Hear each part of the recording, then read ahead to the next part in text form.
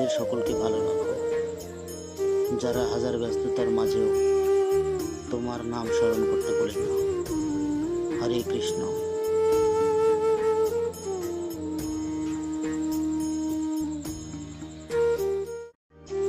হে প্রভু, তুমি তাদের সকলকে ভালো রাখো, যারা হাজার ব্যস্ততার মাঝেও তোমার নাম স্মরণ করতে বলে না। হরে কৃষ্ণ।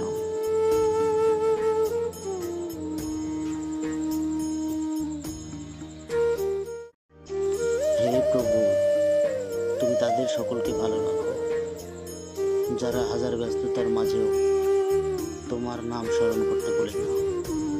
হরে কৃষ্ণ।